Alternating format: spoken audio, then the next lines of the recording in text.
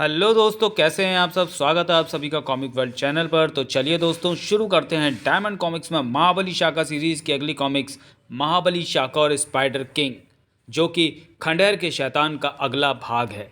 तो चलिए दोस्तों, शुरू करते हैं स्पाइडर किंग। महाबली शाखा और स्पाइडर किंग, संपादक गुलशन राय, कथानक अश्विनी आशु, चित्रांकन सुरेंद्र सुमन। सदियों पहले 98 महाबली शाखा ने क्रिस्टल वंश का सर्वनाश किया था, जो खूंखार लुटेरे का संगठन था। क्रिस्टल वंश का आखिरी वारिस कोसिमा के भीड़ों में वर्तमान महाबली शाखा से अपने वंश के सर्वनाश का प्रतिशोध लेने आता है और भीड़ों में एक ऐसा दैत्य छोड़ देता है जिसके पेट से जुड़ी हाथी की सूंड जैसी 4 लंबी भुजाएं होती हैं, जिसे डेविल नाम दिया गया था। वह इस्पाती जिस्म और दर्जनों हाथियों की ताकत रखने वाला डेविल जंगल में तबाही मचाता है, तो महाबली शाखा उसका खात्मा करके उसके पद चिन्हों को खोजता हुआ क्रिस्टलों के खंडेर किले में पहुंच जाता है, जहां क्रिस्टल वंश का आखिरी वारिस, जो रहस्य में नकाबपोश बना हुआ था, वह महाबली शाखा को गिरफ्तार कर लेता है और उसके सामने वैसे ही दूसरे डेविल को ला खड़ा करता है, जैसे एक डेविल का खात्मा महाबली शाखा कर चुका होता है। लेकिन इस दूसरे डेविल का कंट्रोल रहस्य में नकाबपोश के हाथ में होता है। महाबली शाखा की जान तभी बच सकती थी जबकि वह इस डेविल का खात्मा कर दे, अतः वह उस डेविल से भिड़ जाता है। लड़ाई के लिए सीमित स्थान होने के कारण महाबली शाखा बचाव नहीं कर पाता और डेविल उसे अपनी पेट से जुड़ी हाथी की सूंड जैसी फौलादी बाहों में जकड़ लेता है। यहाँ तक की कहानी आपने इस कहानी के पहले भाग महाबली शाखा और खंडेर का शैतान में पढ़ी। अब पेश है उससे आगे की कहानी। महाबली शाखा और खंडेर का शैतान आपको महाबली शाखा की प्लेलिस्ट में मिल जाएगी। हा हा हा हा हा च्या। मुझे अपनी इस वैज्ञानिक शक्ति का प्रयोग करना ही होगा, जिसके प्रयोग की नौबत आज तक नहीं आई थी। उसका नाम है शक्ति किरण। अगर किरण किसी हाथी के मस्तक से भी टकराई होती तो उसका तेज धड़ से गायब हो गया होता, लेकिन डेविल पर सिर्फ इतना असर हुआ जैसे किसी साधारण इंसान को बिजली का मामूली झटका लगाओ। डेविल की पकड़ तनिक ढीली हुई तो महाबली शाखा ने अपनी समूची शक्ति समेटकर अपने शरीर को उछाला। कुगोवा! शक्ति किरण का प्रयोग करने का निर्णय करते ही महाबली शाखा ने डेविल के शिकंजे में फंसी हाथ की कलाई को विशेष ढंग से झटका दिया। अगले ही क्षण ठप! इधर महाबली शाखा ने फर्श पर अपने जिस्म को स्थिर किया और उधर डेविल पूर्व अवस्था में आ गया, अर्थात शाखा की किरण ने उसे सिर्फ एक क्षण के लिए प्रभावित किया। अब ज़रा मुश्किल होगा डेविल साहब, क्योंकि मैं समझ गया हूँ तुम्हारे शिकंजे में फंसने के बाद मौत ही छुटकारा दिला सकती है, और अब मेरे पास शक्ति किरण भी नहीं बची। वह सिर्फ एक बार के प्रयोग के लिए थी। और रहस्यमय स्वामी के निजी कक्ष में हो रहे उस रोचक युद्ध का नज़ारा उस किले के कंट्रोल रूम में बैठे कुछ लोग बड़ी दिलचस्पी से देख रहे थे, जिसमें इस भयानक डेविल का आविष्कार डॉक्टर X4 तथा उसके सहयोगी भी थे। अब मुझे विश्वास होता जा रहा है कि महाबली शाखा नाम के इस जंगली ने पहले डेविल का खात्मा किया होगा। लेकिन डॉक्टर X4, तुमने ये नहीं देखा कि इस जंगली के हाथ में से एक किरण निकलकर डेविल के मस्तक से टकराई थी, जिससे पल भर के लिए डेविल नर्वस हो गया था। हाँ, एक दो क्षण के लिए डेविल को कुछ वैज्ञानिक किरणें नर्वस कर सकती हैं, लेकिन वह डेविल पर कोई स्थायी प्रभाव नहीं छोड़ सकती। तभी तो यह सुनकर मुझे विश्वास नहीं हो रहा था कि मेरा पहला सुपर डेविल मारा गया। वह जंगली चाहे कितना ही शक्तिशाली हो, कितना ही फुर्तीला हो, पर है तो वह इंसान ही, और हर इंसान की एक सीमा होती है। उसके बाद वह थक जाता है। वह जंगली भी थक जाएगा, तब डेविल इसके टुकड़े टुकड़े करके चबा जाएगा। देखो तो कमबख्त कितनी फुर्ती से बचाव कर रहा है। रहस्यमय स्वामी के कक्ष में एक बार फिर यह चेतावनी सुन लो महाबली शाखा कि तुम्हें मुझसे और मेरे गनमैनों से 10 फीट दूर रहना है। लेकिन देखूंगा अवश्य कि तुम्हारे या तुम्हारे गनमैनों के पास जाने का नतीजा क्या हो गया। धड़ाक! अचानक सड़ाक! पहले तुम्हारे स्वामी को इस युद्ध को देखने में व्यस्त कर दूं। ठाक! चेतावनी भूल गए, तुमने 10 फीट का फासला नहीं रखा। ठाक ठाक! उह! ठीक है, अब इस युद्ध को मैं अधिक लंबा नहीं करूंगा। शाखा ने बचने की बहुत कोशिश की। उफ! एकाएक डॉक्टर X4 कल्पनाओं में खो गया। कितने परिश्रम से बनाया मैंने इसे, पर मेरा दुर्भाग्य, यह डेविल उस नकाबपोश के अधिकार में, जिसकी सूरत नहीं देखी मैंने, और इसके बदले मैं नकाबपोश को दे ही क्या रहा। मुझे जीने के लिए 2 वक्त का भोजन और सीमित सुविधाएं। मैं किसी को बता भी तो नहीं सकता कि देखो, मैंने चलता फिरता और इंसानों की तरह सोचने की क्षमता रखने वाला डेविल बनाया है। देखो, आ गया मेरा डेविल के शिकंजे में। कोई नहीं बच सकता है डेविल से। डेविल अमर है इस दुनिया में ऐसा कोई वैज्ञानिक नहीं जो मेरे इस आविष्कार के मुकाबले में कोई आविष्कार कर सके। मैं चाहूँ तो अपने इस डेविल से सारी दुनिया को अपनी मुट्ठी में कर सकता हूँ। क्या इस महान आविष्कार के बावजूद मैं गुमनामी के अंधेरे में सीमित सुविधाओं के लालच में जीवित रहूँगा? नहीं नहीं, मैं चाहता हूँ मेरा नाम ही दुनिया मेरे नाम से परिचित हो और इतिहास में मेरा जिक्र हो। पर इस नकाबपोश की अधीनता में मुझे नाम और मन चाही ज़िंदगी बिताने योग्य दौलत नहीं मिल सकती। मुझे भागना होगा। डेविल तैयार करने का फॉर्मूला मेरे मस्तिष्क में, जिसकी एक नकल कागज़ों में उतार कर नकाबपोश के हवाले करने के लिए मेरे कमरे की सेफ में रखी है। अगर मैं डेविल के फॉर्मूले की उस नकल को नष्ट करके भाग जाऊं तो ऐसे अनगिनत डेविल बना सकता हूं और एक शानदार ज़िंदगी बिताने के साधन जुटा सकता हूं। वाह, मेरा आविष्कार सफल हो गया। हा हा हा हा हा हा। लेकिन इस किले में से निकलूंगा कैसे? क्या सोचने लगे डॉक्टर एक्सफोर? कुछ नहीं, कुछ भी तो नहीं दोस्त। मैं तो देख रहा हूँ कि मेरा डेविल अपने शिकार को पकड़ चुका है। अब वो उसे फाड़ कर खा जाएगा। क्या डेविल इस बार पराजित हो जाए, वह इस जंगली को छोड़ दे, तो ये जंगली नकाबपोश को ख़त्म कर देगा और मैं आज़ाद हो जाऊंगा। डेविल की उंगलियों की पकड़ पहले जैसी सख्त नहीं रही। काश काश महाबली शाखा भी इस बात को महसूस कर ले और अपनी पूरी शक्ति लगाकर डेविल की पकड़ से छूट जाए। ऐसा हो जाए तो मेरी मन की मुराद पूरी हो जाएगी। मुझे यहाँ से भागने का अवसर मिल जाएगा। अगले ही क्षण महाबली शाखा ने एक भीषण गर्जन के साथ अपने शरीर की समूची शक्ति को एकत्रित किया। डेविल उसकी टांगों को चीर कर इसके शरीर के दो लंबे लंबे टुकड़े कर दो। आह आह नहीं, क्वा। कंट्रोल रूम में, हे ईश्वर, तूने सुन ली मेरी प्रार्थना। ओ नहीं, अरे ये क्या? नहीं, सटाक खटाक खट खट। यह सब कुछ इतनी तेजी से हुआ कि कोई अपनी निगाहों को महाबली शाखा पर स्थिर भी ना कर सका था। कोई नहीं देख सका था कि यह सब कैसे हो गया। वह नहीं समझ पाए कि शाखा डेविल के शिकंजे से निकलने के बाद कब स्वामी की ओर उछला और कब उसने स्वामी को उठाकर फेंका। लेकिन अब जब उनकी आंखों में उस कमरे का दृश्य स्थिर हुआ तो गनमैनों ने अपनी गनों का रुख महाबली की ओर घुमाया। थाय थाय आ ओ। लेकिन इससे पहले कि गनमैन अपनी गन का ट्रिगर दबा पाते, शाखा ने कुर्सी के हत्थे में लगा एक स्विच दबा दिया जो मेज में फिट मशीन गन को कंट्रोल करता था।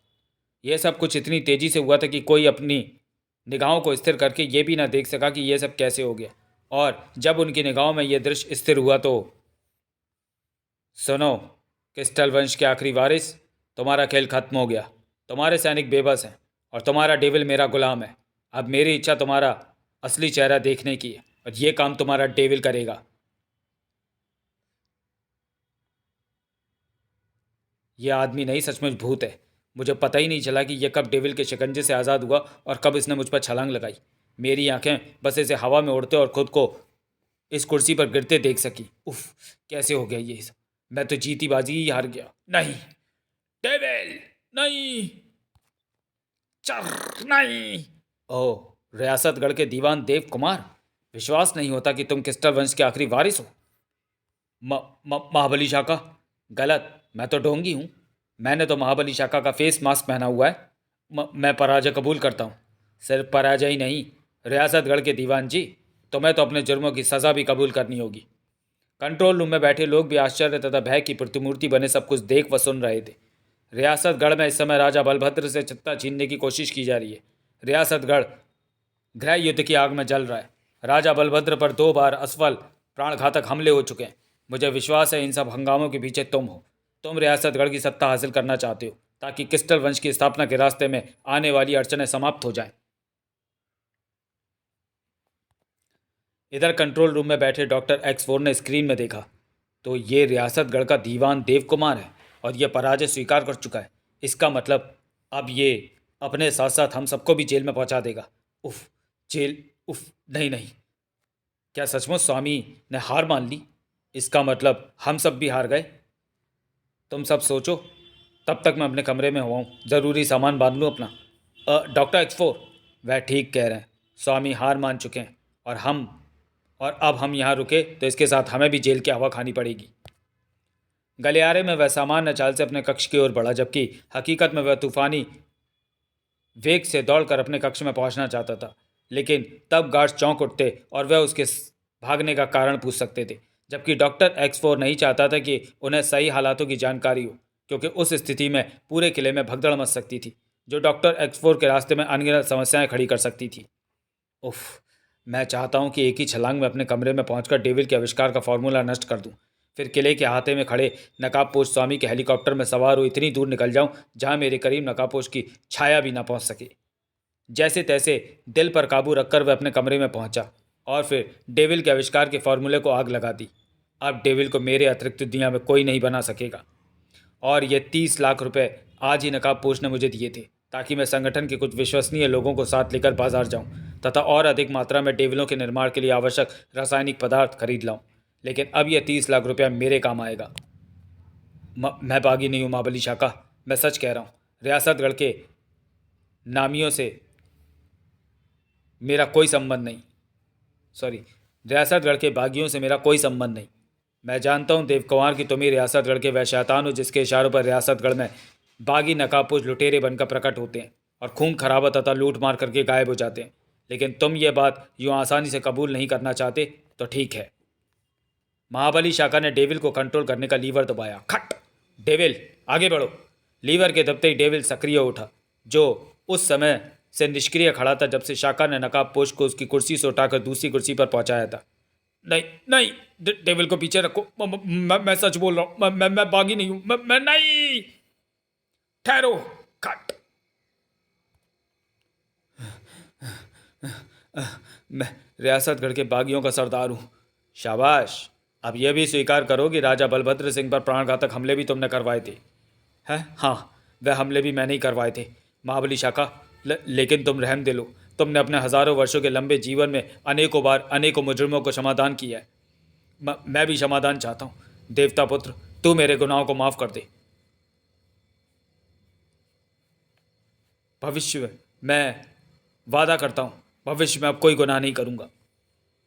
क्षमादान उन्हें मिलता है जो किन्हीं कारणों से विवश होकर किसी के अत्याचारों से तंग आकर गुनाह करते हैं या भूल से उनसे गुनाह हो गया होता है। लेकिन तुम उनमें से नहीं। तुम सुनियोजित ढंग से रियासतगढ़ में अपने गुंडों के द्वारा और कोसिमा के बियोड़े में अपने डेविल के द्वारा अब तक कुल मिलाकर सैकड़ों इंसानों की जानें ले चुके हो। तुम्हें रियासतगढ़ की अदालत में और कोसिमा के बियड़ों की बड़ी पंचायत में पेश किया जाएगा, जहां तुम्हें तुम्हारे गुनाहों की बिना कोई रहमदिली दिखाए सजा मिलेगी। मैं तुमसे रहम की भीख मांगता हूँ महाबली, मुझे माफ़ कर दो। मैं अपने गुनाहों का प्रायश्चित करूँगा। यह फरियाद रियासतगढ़ की अदालत और कोसिमा के बियड़ों की बड़ी पंचायत में करना, चूँकि तुम उन्हीं के गुनहगार हो। लेकिन तुम यहीं अपने डेविल के हाथों नहीं मरना चाहते हो तो मुझे बताओ कि तुम आवश्यकता पड़ने पर अपने सारे रक्षकों को किस स्थान पर एकत्रित करते हो। गुफा नंबर 10 में। शाबाश। अब ये बताओ कि तुम्हारी इस कुर्सी के बाएं हत्थे पर जो स्विच प्लेट है उसके स्विचों का संबंध यहाँ से गुफाओं और सुरंगों से ही है ना? अर्थात जिस गुफा अथवा सुरंग का दृश्य तुम देखना चाहते हो तो संबंधित स्विच दबाकर देख सकते हो ना? हाँ, जिस स्विच पर जो नंबर है वह उसी गुफा अथवा सुरंग में लगे कैमरे तथा माइक्रोफोन को चालू कर देता है। यहाँ कुल मिलाकर कितने आदमी हैं? 156। इनमें से 60 गनमैन नीचे हैं जो इस किले की पहाड़ी के चारों ओर 2 किलोमीटर तक फैले हुए हैं। बाकी सब इस किले तथा इस पहाड़ पर फैले हुए हैं जिस पर यह किला बना हुआ है। इस कुर्सी के दाएं ओर के हत्थों पर लगी स्विच प्लेट के एक स्विच पर सुपर कंट्रोल लिखा है। मेरा ख्याल है इस स्विच को दबाने पर तुम्हारा संपर्क तुम्हारे उन सब आदमियों से जुड़ जाएगा जिनके पास वायरलेस यंत्र है।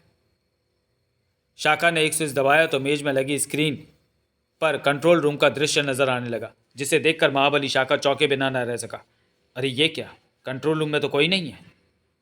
इस प्रकार महाबली शाका ने उस कुर्सी की पूरी नियंत्रण प्रणाली समझ ली तो उसे ज्ञात हुआ नकाबपोश स्वामी अर्थात देव कुमार इस कुर्सी पर बैठकर इस पहाड़ तथा पहाड़ पर बने इस किले के चप्पे चप्पे को मेज में लगी स्क्रीन पर देख सकता है तथा अपने संगठन के उन सब व्यक्तियों से बात कर सकता है जिन्हें उसने वायरलेस यंत्र दिए हुए। वायरलेसों की संख्या 80 थी। सुपर कंट्रोल स्विच दबाते ही उन 80 वायरलेस यंत्रों से संपर्क जुड़ जाता था। इस कुर्सी पर बैठकर इस किले तथा किले के नीचे तथा इधर उधर बनी सुरंगों अथवा गुफाओं के सभी दरवाजे को बंद भी किया जा सकता था और खोला भी जा सकता था। लेकिन साधारणतः देव कुमार इस कुर्सी का इतना प्रयोग नहीं करता था। वह इस किले में स्थित कंट्रोल रूम को आदेश तथा निर्देश देता था, जिसके अनुसार सारी कार्रवाई उस कंट्रोल रूम से ही होती थी। वैसे उस कंट्रोल रूम का मुख्य काम देश विदेश में फैले संगठन के एजेंटों से वायरलेस यंत्रों के माध्यम से संपर्क स्थापित करना तथा स्वामी यानी देव कुमार के आदेशों को उन तक पहुंचाना तथा उनकी सूचनाओं को एकत्रित करना था। लेकिन इस समस्त जानकारियों के साथ ही जब शाका को यह पता चला कि इस समय किले के कंट्रोल रूम में इस कमरे की सारी कार्रवाई देखी जा रही है तो वह बुरी तरह चौंक उठा। इसका मतलब कंट्रोल रूम के ऑपरेटरों ने यहाँ के हालात पूरे संगठन को बता दिए होंगे और अब मेरे लिए भी बंदोबस्त हो गया होगा, यानी जैसे ही मैं बाहर निकलूँ मुझे दबोच लिया जाए।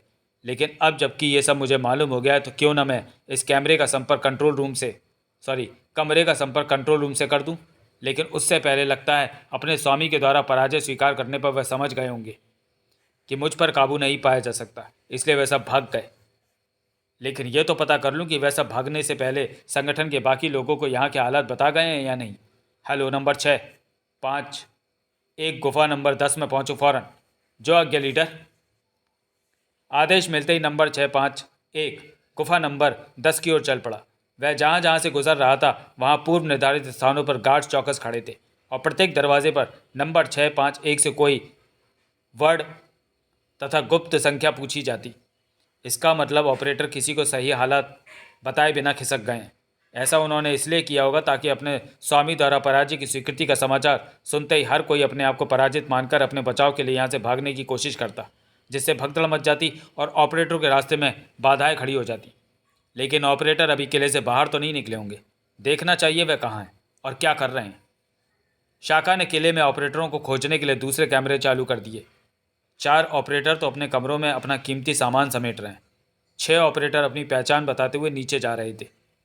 इसका मतलब 12 ऑपरेटरों में से 10 अभी किले में हैं, बाकी तो नीचे पहुंच गए। और इससे पहले कि गार्ड्स ये सोचे कि सारे ऑपरेटर भाग क्यों रहे हैं, मुझे अपनी कार्रवाई आरंभ कर देनी चाहिए। पहले देव कुमार यानी रहस्यमय स्वामी के गुलाम डॉक्टरों को भी तो देख लूं। अरे ये क्या, डॉक्टरों के कमरे तो खाली पड़े हैं और अहाते में हेलीकॉप्टर भी नहीं है, जबकि कुछ देर पहले जब मैं वहाँ था मैंने अहाते में हेलीकॉप्टर देखा था। इसका मतलब डॉक्टर को भी यहाँ के हालातों की खबर लग गई थी। निश्चय ही वह सब या उनमें से कोई एक किसी कारणवश कंट्रोल रूम में उपस्थित होगा। यह ठीक नहीं हुआ। देव कुमार ने अभी बताया था कि डॉक्टर X4 वास्तव में अपराधी प्रवृत्ति का आदमी है। डॉक्टर X4 अमेरिकन है। वह अमेरिका से 2 डकैती और लगभग 3 कत्ल करके भागकर रियासतगढ़ पहुंचा था, जहां देव कुमार यानी नकाबपोश के रूप में उससे मिला और उसकी काबिलियत से प्रभावित होकर उसने उसे अपने दल में मिला लिया। डॉक्टर X4 का असली नाम डॉक्टर कार्ल जो हैंसन है। निश्चय ही वह इसलिए भागा है कि अब स्वतंत्र रूप से वह डेविलों का निर्माण करके अपनी अपराधी प्रवृत्ति के अनुसार डेविलों से लूट मार करवाकर आतंक फैलाकर दौलत जमा करेगा। मुझे जल्दी यहाँ की सारी कार्रवाई निपटाकर उसकी खोज में व्यस्त हो जाना चाहिए। क्या बात है, तुम अचानक परेशान क्यों उठे? लगता है यहाँ के हालात देखकर ऑपरेटरों ने गार्ड्स को सावधान करके सारे रास्ते बंद कर दिए होंगे ताकि मुझे इस जंगली के शिकंजे से बचा सके। तुम्हारे लिए और मेरे लिए भी एक बुरी खबर है।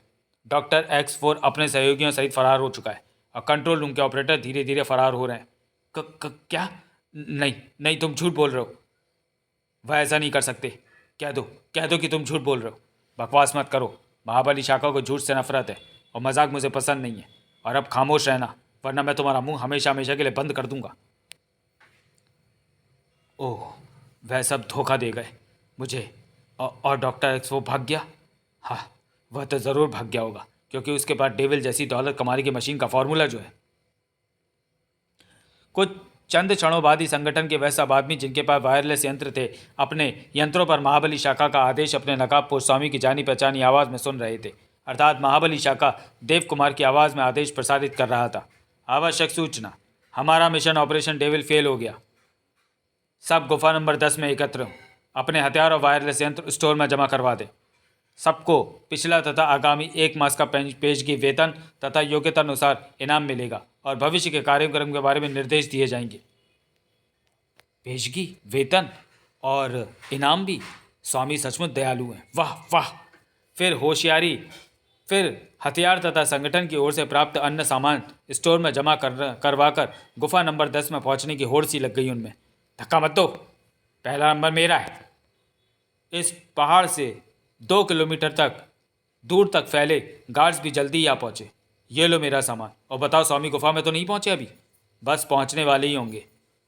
और 40 मिनट में स्टोर कीपर को तथा वास्तविक हालात जानकर भाग चुके ऑपरेटर्स तथा डॉक्टर को छोड़कर संगठन का प्रत्येक सदस्य गुफा नंबर 10 में पहुंच गया। सबको पेशगी वेतन मिलेगा, इनाम भी मिलेगा और काम की छुट्टी। अगला कार्यक्रम कोई जल्दी तो बनने से रहा, यानी मज़े ही मज़े हो गए। अंत में स्टोर कीपर्स भी वहाँ पहुँच गए, क्योंकि उन्हें भी महाबली शाखा ने उनके स्वामी की आवाज़ में यहाँ पहुँचने का आदेश दिया था। और जैसे ही वो गुफा में आए, गुफा का द्वार बंद हो गया। सटाक! महाबली शाखा ने गुफा में पहुंच चुके लोगों की गिनती करवाई। सभी ऑपरेटर तथा डॉक्टर नहीं पहुंचे, बाकी सब उपस्थित हैं। ठीक है। तभी गुफा में मौजूद प्रत्येक व्यक्ति बुरी तरह चौंक कर उछल पड़ा। गैस! इस बीच देव कुमार के निजी कक्ष में, तुम्हारे अतिरिक्त मेरे इस विशाल संगठन को पराजित करना दुनिया के अन्य किसी भी आदमी के लिए असंभव काम था। मेरी दिलचस्पी अधिकतर उन असंभव कामों में ही अधिक होती है जिन्हें कोई संभव ना बना सकता हो। ऐसा तुम इसलिए कर लेते हो कि तुम्हारे पास तुम्हारे हजारों वर्ष के जीवन के अनुभवों का विशाल भंडार है। मुझे खुशी हुई कि अब तुम्हें विश्वास हो गया है कि मैं वही महाबली हूँ जिसने सदियों पहले तुम्हारे वंश का सर्वनाश किया था। उस जमाने में मुझे जितनी मेहनत करनी पड़ी थी, उसके मुकाबले में आज तुम्हारे संगठन पर विजय पाने के लिए मुझे कुछ भी मेहनत नहीं करनी पड़ी। अब सिर्फ मुझे इतना काम और करना है कि यहाँ के ताज़ा समाचार इस प्रदेश के पुलिस मुख्यालय को बता दूँ। महाबली शाखा, तुमने निश्चय ही असंभव को संभव कर दिखाया, लेकिन क्या पुलिस फोर्स के पहुंचने तक तुम वहीं मिलोगे, या हमेशा की तरह अपने मुजरिम को लेकर फरार हो जाओगे? और फिर अपना प्रिय शिकारी चाकू और अपना रिवॉल्वर, जिसे गनमैनों के लीडर ने उसे छीन लिया था, उन्हें ढूंढने के बाद वह फिर वापस उसी स्थान पर पहुंचा और हैं, ये क्या कर रहे हो? डेविल नाम की मौत की यह मशीन दुर्भाग्य से किसी यांत्रिक खराबी से बेकाबू हो गई तो अब तक जिसे पुनः काबू में लाया जा सकेगा या नष्ट किया जा सकेगा, तब तक यह बहुत भारी तबाही मचा चुकी होगी। इसलिए इसे जीवित रखना अक्लमंदी ना होगी। इसका रिमोट कंट्रोलर अलग किया है ताकि इसे अपने साथ नीचे ले जा सकूं। डेविल, अपने भूतपूर्व स्वामी को कुर्सी से उठाकर मेरे साथ चलो। और अब तुम सीढ़ियों के रास्ते नीचे पहुंचो। मैं लिफ्ट द्वारा नीचे आऊँगा ताकि पुलिस फोर्स के जवानों को सीढ़ियों का लंबा रास्ता न तय करना पड़े। 5-7 चक्रों में यह लिफ्ट पूरी पुलिस फोर्स को ऊपर पहुंचा देगी। और फिर डेविल देव कुमार को उठाकर जंगल में पहुंचाकर महाबली शाखा लिफ्ट द्वारा उससे पहले ही पहुंच चुका था। और अब रिमोट कंट्रोल का स्विच ऑफ करके डेविल को निष्क्रिय कर दूं। थड़ाम! ओह, ये तो डायनामाइट की छड़ें और उसे फ्यूज़ करने का यंत्र ऊपर से अपने साथ लाया है। लेकिन क्यों? क्या डायनामाइट से मुझे उड़ाएगा ये? अरे नहीं, देव कुमार में ऐसे विनाशकारी हथियारों को, आविष्कारों को नष्ट कर देना ही उचित समझता हूँ, ताकि भविष्य में कोई दुर्घटना ना हो। और फिर खट! थड़ाम! इस कंपन के प्रभाव से निकट के पहाड़ दहल भी उठे और अनेकों चट्टानों ने अपना स्थान छोड़ दिया था। धड़ाक! मेरे कानों के पर्दे फट गए। अच्छी बात है, अब जब तुम्हें मौत की सज़ा सुनाई जाएगी तो दुख ना होगा। क्या क्या कह रहे हो तुम? मुझे कुछ सुनाई नहीं दे रहा। तुमने इतना भीषण विस्फोट किया ही क्यों था? क्योंकि इस कम ताकत वाले विस्फोट से डेविल नष्ट नहीं होता। उफ, कुछ सुनाई नहीं दे रहा मुझे। तुम्हारे रिवॉल्वर से हो रहे फायरों की आवाज़ भी नहीं सुनाई दे रही। ज़रूरत भी क्या है सुनने की? कोसिमा के बिहाड़ों की बड़ी पंचायत और रियासतगढ़ की अदालत तुम्हें निश्चय ही सजा देगी। इसलिए बहरेपन का दुख ज़्यादा समय तक नहीं सताएगा तुम्हें। और जिस समय पेड़ों पर झूलता महाबली शाखा कोसिमा के बिहाड़ों की दिशा में मीलों दूर आगे निकल चुका था, उस समय पुलिस फोर्स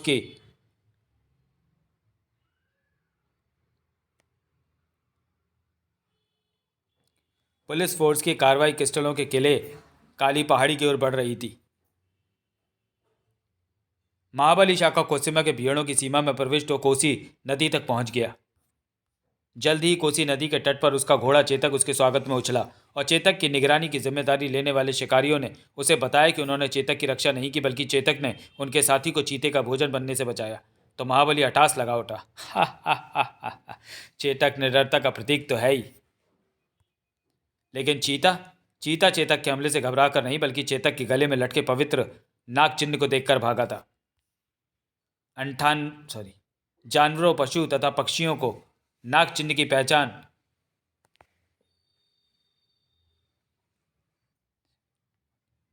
महाबली शाखा ने करवाई थी। चूंकि उसने अपने पुरखों तथा स्वयं अर्जित किए अनुभवों के आधार पर जानवरों, पशुओं तथा पक्षियों की सांकेतिक भाषा समझ ली थी, और ये ज्ञान 52वें महाबली शाखा के बाद के प्रत्येक महाबली शाखाओं को विरासत में अपने पिता द्वारा मिलता चला गया है। तभी भीड़ के मनुष्य, जानवर, पशु तथा पक्षी भी अपनी संतानों को नाग चिन्ह की पहचान करवाते चले आ रहे हैं। हर माँ बाप अपनी संतान को सबसे पहले नाग चिन्ह से डरने तथा उसका सम्मान करने का पाठ ही सिखाते थे। महाबली शाखा ने यह अनुमान इसलिए लगाया था क्योंकि नाग चिन्ह से बिहड़ों में बसे आदिवासी नहीं, बिहड़ के सभी प्राणी परिचित हैं। और महाबली शाखा डेविल द्वारा बर्बाद हुए डेकोडा गांव की ओर उड़ता चला जा रहा था। महाबली शाखा डेकोडा गांव की ओर, उसके साथ बाहरी दुनिया का एक कैदी भी। मैं भी महाराज से समाधान। इस बीच रियासतगढ़ की सीमा में रियासतगढ़ के दीवान देव कुमार के हेलीकॉप्टर को प्रविष्ट होते देखा गया। यह दीवान का हेलीकॉप्टर है। पायलट पूर्व निर्धारित गुप्त परिचय सही दे रहा है, इसे जाने दिया जाए। अब वह समय आ गया जब हमें फैसला कर लेना है कि कौन कहाँ जाना चाहता है। मैं तुम्हारे साथ चलना चाहूँगा डॉक्टर एक्स4, लेकिन मैं एक अपराधी के चंगुल से आज़ाद होकर दूसरे अपराधी बनने जा रहे व्यक्ति का साथ निभाने से बेहतर ये समझता हूँ कि मैं राजदबरा में जाकर सारी हकीकत बयां कर दूं। मैं भी महाराज से समाधान प्राप्त करने की कोशिश करूंगा। यूं भी मैं सिर्फ एक पायलट हूं और हकीकत में मैंने कोई गुनाह नहीं करा। मैं डॉक्टर का समर्थन करता हूं। मैं भी डॉक्टर के विचारों से सहमत हूं। मूर्खों, तुम क्या समझते हो?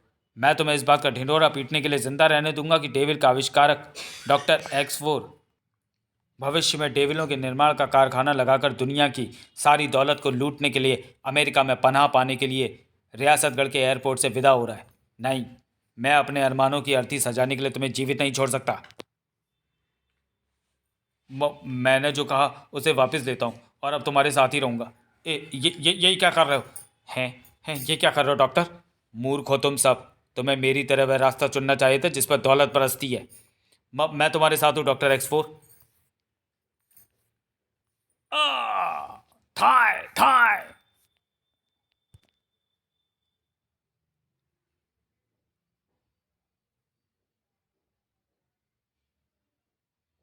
सही फैसला लिया है। मेरे साथ रहकर तुम्हें वह सब कुछ हासिल होगा जिसके तुम सपने देखा करते हो। मैं जानता हूँ डॉक्टर एक्स4, और अब चूंकि हम एक नई जिंदगी शुरू करने जा रहे हैं इसलिए हमें अपनी पुरानी पहचान त्याग देनी चाहिए, जैसे कि अपने नाम। ठीक है, दुनिया मुझे डॉक्टर स्पाइडर किंग के नाम से जानेगी और मुझे डॉक्टर काउस के नाम से। नए नाम रखने के बाद शहर पहुंचकर दोनों ने अपने जिस्मों को नई पोशाकों से सजाया और फिर डॉक्टर स्पाइडर किंग तथा डॉक्टर काउस एक ऐसे जालसाज से मिले जिसने उन्हें जाली पासपोर्ट बनाकर दिए जिनमें उनके नाम जॉन किल्टस और मिक वॉल्टर थे। जालसाज ने उन्हें फेस मास्क पहनाकर उनकी सूरतें भी बदल दी थी। मेरा दावा है कि दुनिया की कोई भी पार की निगाह तुम्हें नहीं पहचान सकेगी कि तुमने फेस मास्क पहना हुआ है, और ये है तुम्हारे नए पासपोर्ट। थैंक यू मिस्टर जालसाज। नहीं, लेकिन हमें सख्त अफसोस है कि तुम लाखों की भीड़ में भी हमें पहचान लोगे, और संभव है अभी हम अमेरिका की धरती पर पैर भी ना रख पाएँ कि यहाँ कोई तुम्हें मजबूर कर दे और तुम्हें उसे हमारी पहचान बता दो। इसलिए अब हमारी अगली मुलाकात जन्नत में होगी। कुछ ही देर बाद वह हत्यारे डॉक्टर विमान में सवार होकर अमेरिकी आकाश की ओर उड़ते चले जा रहे थे, और मन, मंजर फिर वह नज़र आए वॉशिंगटन की सड़कों पर एक टैक्सी में। मिक, अब हम मैक्स वॉन के पास जा रहे हैं। वह मुझे तब से जानता है जब मैं अपराधी नहीं, विज्ञान का विद्यार्थी था। मैक्स बहुत बड़े पैमाने पर हर चीज़ की स्मगलिंग करता है जो अधिक लाभ देती है। उसके पास बेहिसाब दौलत है और वो मुझ जैसे ज़रूरतमंदों को अपनी शर्तों पर मुंह मंगा पैसा तथा अन्य सुविधाएं देता है। मैक्स एक इमारत के सामने सॉरी टैक्सी एक इमारत के सामने रुकी जिसके पांचवें खंड पर मैक्स का ऑफिस था। कुछ ही देर बाद वह दोनों मैक्स वॉन के ऑफिस में बैठे थे। डॉक्टर एक्स4 अपना पूरा परिचय दे चुका था और अपना फेस मास्क उतार कर मैक्स को अपनी असली सूरत भी दिखा दी थी। अब फिर फेस मास्क पहन लिया था और अपने साथ पेश आई घटनाओं का संक्षिप्त ब्यौरा देने के बाद वह मैक्स से कह रहा था, मैक्स, मेरे पास तेज़ी से यानी रातों रात दौलत का ढेर लगाने की एक बेहतरीन स्कीम है, लेकिन मेरे पास अपनी स्कीम को चालू करने के लिए साधनों की कमी है। दोस्त, तुम मैक्स के पास आयो, जो हर ज़रूरतमंद दोस्त की इस शर्त पर मदद करता है कि वह बराबर का हिस्सेदार रहेगा। इस प्रकार अगले 2 दिन में डॉक्टर एक्स4 से, जिसने अब अपना नाम डॉक्टर स्पाइडर किंग रख लिया था, एक भूमि का तहखाने में अपना काम आरंभ कर दिया था। उसकी अधिकांश आवश्यकताएं मैक्स वॉन ने पूरी की थी। बाकी कुछ ऐसी ज़रूरतें जिन्हें स्पाइडर किंग गुप्त रखना चाहता था, वह स्पाइडर किंग ने उस 30 लाख रुपए से पूरी कर ली थी जो वह किले से भागते समय अपने बैग में रख लाया था।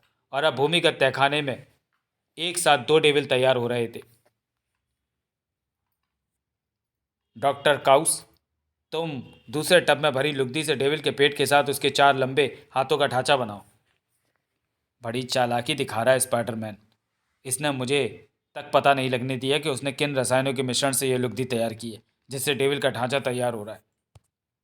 कुछ ही घंटों में डेविलों के ढांचे बनकर तैयार हो गए। 5 घंटे बाद ये ढांचे इस्पात से भी अधिक मजबूत लेकिन रबड़ जैसे लचीले बन जाएंगे। और इस बीच उस टैंक में भरा रसायन इन पाइपों के जरिए इनके ढांचे के अंदर दिल, दिमाग, फेफड़े, गुर्दे इत्यादि की रचना कर देगा। हड्डियां भी स्वयं बन जाएंगी। इस बीच हम इनके रिमोट कंट्रोल तैयार कर लेंगे और इनके ढांचों के अंदर इलेक्ट्रॉनिक सर्किट तथा अन्य उपकरण बनाकर इनके अंदर फिट कर देंगे तो सौर ऊर्जा से कार्य करने लगेंगे। अंत में इनमें प्राण फूंक दिए जाएंगे। इस बीच रियासतगढ़ में जालसाज की हत्या के 24 घंटे बाद एक व्यक्ति जालसाज के उस सेक्रेटरी से मिला जिसने अपने मालिक को उसके ही 2 ग्राहकों में से एक को रिवॉल्वर की गोली खाकर गिरते देखा था। ठीक है, तुमने अपने मालिक के मरने के बाद पुलिस को खबर दी, लेकिन पुलिस को तुमने उन हत्यारों का हुलिया क्यों नहीं बताया? लंबे ओवरकोट तथा आंखों पर काले लेंसों की ऐनक लगाए रखने वाला वह रहस्यमय व्यक्ति महाबली शाखा के अतिरिक्त और कोई नहीं था।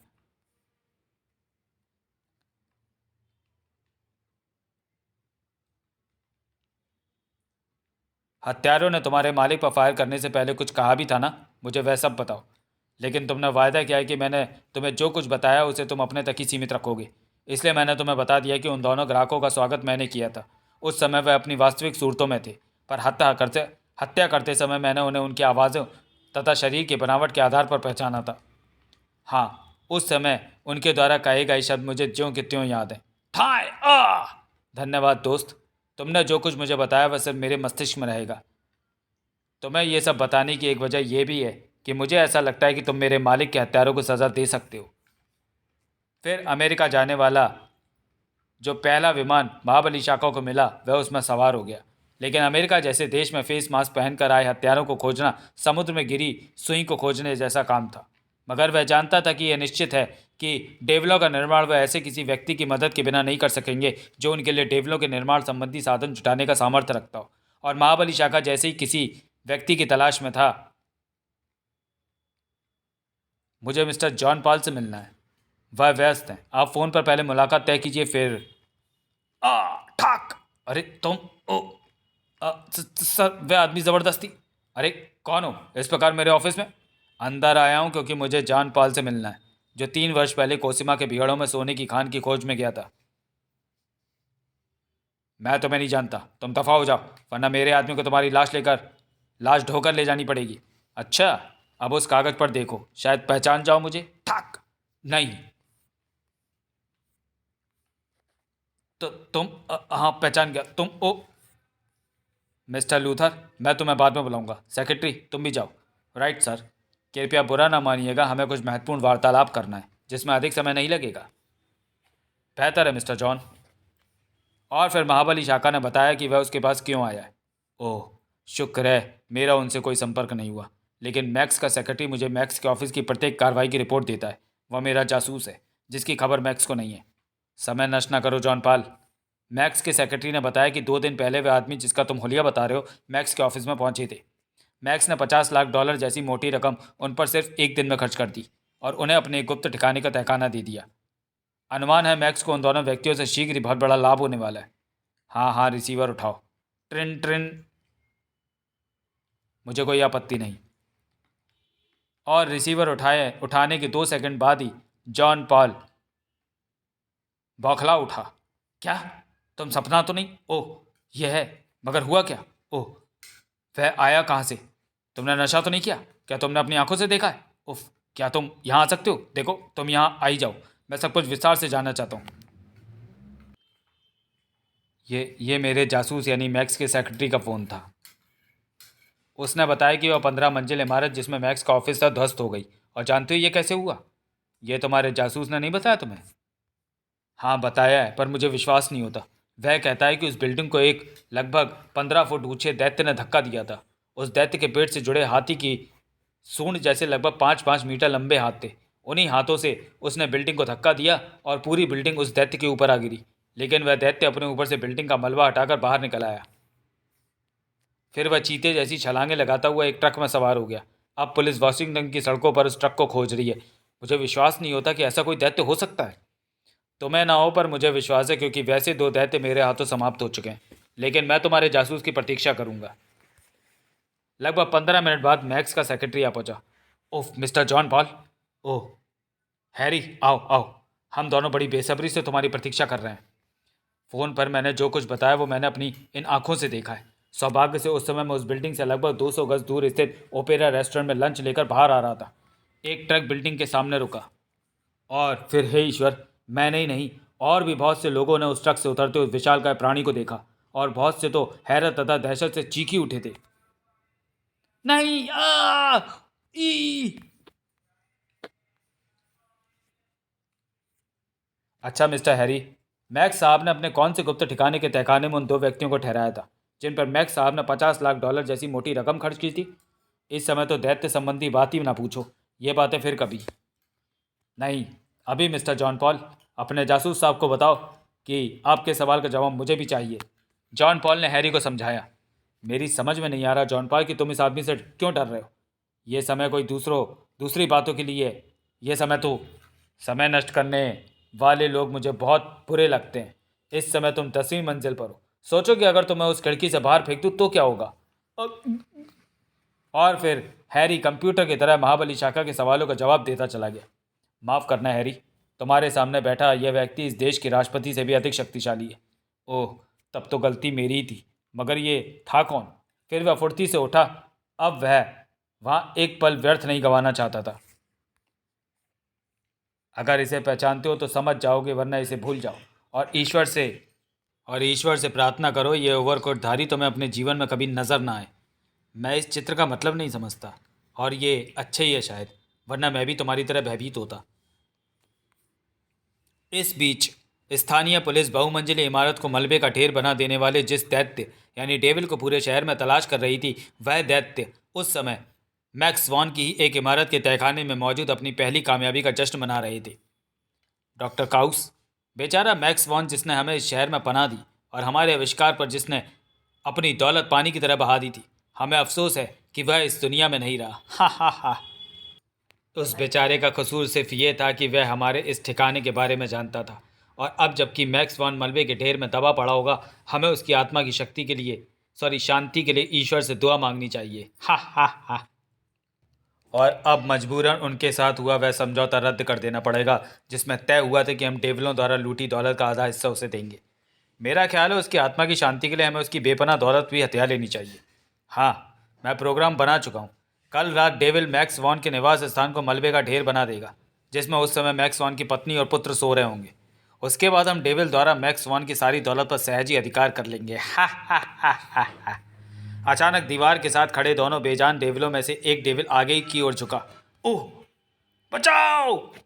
डेविल को अपने ऊपर गिरते देख स्पाइडर किंग तो एक लंबी छलांग लगाकर दूर हो गया, लेकिन बेचारा काउस कुर्सी में उलझ गया।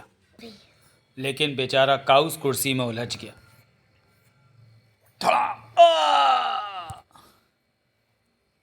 डॉक्टर बचाओ, रिमोट कंट्रोल चालू करके डेविल को खड़ा, वरना मैं मर जाऊंगा। मेरा दम घुट रहा है, डॉक्टर मुझे बचाओ। मैं भला क्यों बचाऊं तुम्हें? क्या इसलिए कि भविष्य में तुम डेविल द्वारा लूटी दौलत में से हिस्सा मांगो? नहीं, मैं ऐसी मूर्खता भला कैसे कर सकता हूँ।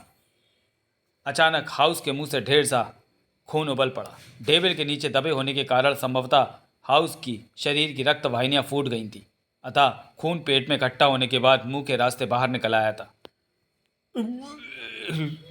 उफ, क्यों गंदगी फैला रहा है काउस कि बच्चे, तुम मरता क्यों नहीं है जल्दी? मैं मर रहा हूँ डॉक्टर, लेकिन तुझे इससे भी बुरी मौत नसीब होगी। आखिरी सांस लेते काउस ने अपने विश्वासघाती साथी को मानो सच्चे दिल से श्राप यानी बद्दुआ दी। जैसे तेरा श्राप सच ही हो जाएगा। बड़ा महात्मा था ना तू। खैर, मुझे मरने वाले की बात का बुरा नहीं मानना चाहिए। मुझे तो इसकी लाश को यहाँ से हटाने की फिक्र करनी चाहिए। कब मरते मरते गंदगी फैला गया। ऊपर एक खाली संदूक पड़ा देखा था, उसे उठा लाऊं। वह जल्दी एक खाली संदूक उठाए हुए वापस लौटा, लेकिन जैसे ही काउस की लाश के पास पहुंचा, हैं, अरे नहीं नहीं, उफ, ये कैसे हो सकता है? डेविल के नीचे से निकलकर लाश कुर्सी पर कैसे पहुंच गई? क्या यहाँ कोई है? कौन है यहाँ?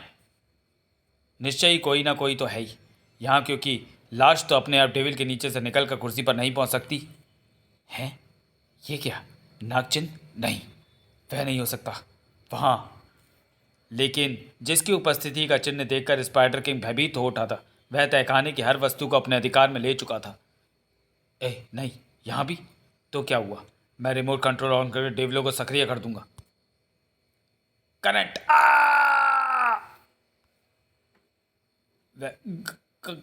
यहाँ है। उसने रिमोट कंट्रोल बेकार कर दिया। इसमें करंट है, मैं इसे छू भी नहीं सकता। लेकिन अब तक वह सामने क्यों नहीं आया? लगता है इस समय वह यहाँ नहीं है, लेकिन वह आया ज़रूर था। कोसिमा के भीड़ों का देवता महाबली शाका, नागपुत्र, हजारों वर्ष की आयु इसकी, सदियों से वह इसी रूप में है, हमेशा जवान, रहस्यमय और महाबली, महाशक्तिशाली है। निश्चय ही वह इस समय यहाँ नहीं है, इसलिए मैं कम से कम यहाँ से भाग तो सकता ही हूँ।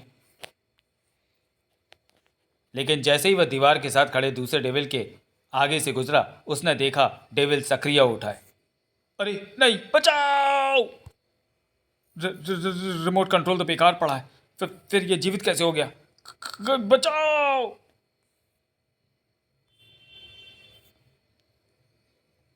कार्ल डिस्कोनी, यह वह क्षण है जब तुम यह महसूस कर सकते हो कि अब तक जितने भी इंसान तुम्हारे इस आविष्कार के द्वारा मारे गए हैं, उन सबको कितना कष्ट हुआ होगा। इस मौत से बचने के लिए वह कैसे छटपटाए होंगे, तड़पे होंगे। मरते समय उनके दिल और दिमाग की क्या हालत होगी। वह कैसे ज़िंदगी की भीख मांग रहे होंगे। बोल, ये सब महसूस कर रहे हो ना? ये वही है। हाँ, मुझे बचा लो। मरना नहीं चाहता, मुझे बचा लो। अचानक डेविल के हाथ स्पाइडर किंग की गर्दन से हट गए और रहस्य खुल गया। हैं? तो तुम ये इसके पीछे? इसका मतलब डेविल सक्रिय नहीं हुआ था, बल्कि तुमने डेविल के पीछे छुपकर अपने हाथों से डेविल के हाथ उठाकर मेरी गर्दन पर रख दिए थे। इसलिए तुम जिंदा हो कार्ल डिस्कोनी। अगर डेविल सचमुच सक्रिय उठता तो तुम्हारी गर्दन उसके हाथ में आती धड़ से अलग हो जाती। हाँ, तो तुमने 2 बार मेरा असली नाम कार्ल डिस्कोनी पुकारा है, तो क्या तुम मुझे जानते हो? हाँ, जानता हूँ, डॉक्टर कार्ल डिस्कोनी। और विज्ञान का बहुत योग्य विद्वान था, लेकिन वह अपने आप से संतुष्ट नहीं था। वह दौलत का भूखा था। उसे ऐशो आराम की तलब थी, जिसके लिए उसने एक धनी लेकिन बूढ़ी स्त्री से विवाह किया। फिर उसे प्लानिंग बनाकर मार डाला, लेकिन टोनी ग्रेवा नाम के जासूस ने कार्ल डिस्कोनी को हत्यारा साबित कर दिया। तब कार्ल डिस्कोनी भाग निकला। फिर उसे रियासतगढ़ के दीवान देव कुमार के पास पनाह मिली, जहां डॉक्टर कार्ल डिस्कोनी डॉक्टर X4 बन गया और उसने 3 वर्ष के कठोर परिश्रम से डेविल का आविष्कार किया। पहला डेविल जो बिहड़ों में मेरे हाथों मारा गया था, उसे तुम क्रिस्टलों के किले में बैठे शक्तिशाली रिमोट कंट्रोल से नियंत्रित कर रहे थे। जंगल में जो डेविल भेजा गया था, उसे तुम 100 मील की दूरी से भी आदेश दे सकते थे और उसकी प्रत्येक गतिविधि रिमोट कंट्रोल के साथ अटैच स्क्रीन पर देख सकते थे। तुम्हारे डेविलों की एक विशेषता यह भी है कि वह उसी का आदेश मानते हैं जिसके पास उसका रिमोट कंट्रोल होता है। इसकी वजह यह है कि रिमोट कंट्रोल धारक की गंध आदेश के साथ साथ डेविलों तक पहुंचती थी। आश्चर्य है, तुम्हें इतनी जानकारी कैसे हासिल हो गई? डेविलों के बारे में मुझे तुम्हारे उस पहले डेविल से जानकारियां मिली जो बिहड़ों में मेरे हाथों मारा गया था, और तुम्हारे बारे में रियासतगढ़ के दीवान देव कुमार के पास तुम्हारी पिछली ज़िंदगी का पूरा ब्यौरा था, जो उसने मुझे सौंप दिया, क्योंकि वह अपने साथ साथ तुम्हें भी पराजित देखना चाहता था। बाकी जानकारियाँ जिसके सहारे मैं यहाँ तक आ पहुँचाऊँ, वह सब अलग अलग व्यक्तियों से मिली। लेकिन इस स्थान के बारे में तुम्हें कैसे मालूम हुआ? जबकि इस स्थान के बारे में 3 व्यक्ति जानते थे, जिनमें से 2 मैक्सवान और काउस मर चुके हैं। दरअसल जब मैक्सवान तुम्हें इस इमारत को हेडक्वार्टर बनाने का परामर्श दे रहा था, तब उसके कोट के कॉलर में छुपे नन्हे से माइक्रोफोन के माध्यम से तुम तीनों की आवाज़ें जॉन पाल के जासूस हैरी तक पहुंच रही थी, और हैरी में इतना सामर्थ्य कहाँ था कि वह मुझे वह भेद ना बताता। तो काउस के ऊपर तुमने ही डेविल को ढकेला था? हाँ, लेकिन मैं उसे मारना नहीं चाहता था। मैंने डेविल को आहिस्ता से ढकेला था, ताकि तुम दोनों उसे अपने ऊपर गिरता देख लो और अपने आप को बचा लो। यह काउस का दुर्भाग्य था कि वह कुर्सी से उछल कर गिर गया और डेविल के नीचे दब गया। लेकिन यह घटना ना घटती तो मुझे तुम्हारी शैतानियत के बारे में कैसे पता चलता? तुम काउस को बचा सकते थे, पर तुम पर उसकी याचनाओं का, उसके तड़पने का, उसकी बेबसी का कोई प्रभाव न हुआ। तुमने उसे मर जाने दिया, क्योंकि उसके मरने के बाद तुम डेविलों तरह भविष्य में लूटी जाने वाली दौलत के एकमात्र वारिस रह गए हो। ये जंगली भूत मुझे माफ़ नहीं करेगा। मेरे गुनाह इतने संगीन हैं कि दुनिया की हर अदालत मुझे फांसी से कम की सज़ा ना देगी। ठीक है महाबली, मैं आत्मसमर्पण करता हूँ, लेकिन क्या तुम मुझे इतनी मोहलत दोगे कि मैं वह फार्मूला अपने हाथों से नष्ट कर दूँ जिसके द्वारा कोई भी अन्य वैज्ञानिक इन शैतान टेबलों का निर्माण कर सकता है? मैं नहीं चाहता कि मेरे बाद कोई इन विनाशकारी टेबलों का निर्माण कर सके। ठीक है, तुम उस फार्मूले को अपने हाथों से नष्ट कर सकते हो। सचमुच मैं दुनिया का एक क्रूरतम अपराधी हूँ। काश मुझे बेपनाह दौलत का स्वामी बनने की तलब न होती, तो मैं गुनहगार ही न बनता। लेकिन अब मैं फांसी पर भी नहीं लटकना चाहता। मुझे अपनी मौत खुद चुननी है। खतरा 50,000 वोल्ट। अचानक स्पाइडर किंग ने अपने दोनों हाथ मशीन के वोल्टेज कंट्रोलर पर दे मारे, जिसके नीचे मशीन को चलाने के लिए 50,000 वोल्टेज विद्युत शक्ति का स्टॉक हमेशा बना रहता था। छलाक! ओ नहीं नहीं! आई! अगले ही कुछ ही क्षणों में मशीन के वोल्टेज कंट्रोलर में एकत्रित विद्युत ने उसके जिस्म के खून की आखिरी बूंद तक जला दी और उसका अकड़ा हुआ निर्जीव जिस्म शाखा के कदमों में आ गिरा। ठप! कुछ ही देर बाद, हेलो, पुलिस स्टेशन? यस, मैं सार्जेंट ब्लेजर किट बोल रहा हूँ। कहिए, क्या बात है? सूचना मिलने के कुछ ही मिनटों बाद पुलिस उस तहखाने में पहुंच गई, लेकिन वहां वह नहीं था जिसने उन्हें फ़ोन किया था। जवाब में महाबली शाखा ने स्थानीय पुलिस की वर्तमान समय की सबसे बड़ी समस्या हल कर दी, अर्थात डेविल और उसके निर्माता के बारे में सब कुछ बता दिया। उसने बताया कि यहाँ मौजूद 2 डेविलों में एक डेविल वह है जिसने लगभग 2 घंटे पहले एक बहुमंजिल इमारत को मलबे का ढेर बना दिया था। अगले ही कुछ घंटों बाद वह हमेशा की तरह कोसिमा के भीड़ों में गश्त लगा रहा था। देव कुमार को रियासतगढ़ में चौराहे पर फांसी लगा दी गई। इस प्रकार क्रिस्टल वंश का अंतिम चिराग भी बुझ गया। संभव है क्रिस्टलों के खंडहर किले में अब कोसिमा के भीड़ों के खिलाफ कभी कोई साजिश नहीं रची जाएगी। समाप्त। तो चलिए दोस्तों, वीडियो को यहीं पर समाप्त करते हैं और मिलते हैं महाबली शाखा की किसी अगली कॉमिक्स में अगले वीडियो में। दोस्तों, इस कॉमिक्स में काफ़ी गलतियाँ हुई हैं, काफ़ी शब्द समझ में नहीं आ रहे थे, वो तो आप देख ही रहे हैं कॉमिक्स का प्रिंट कैसा है।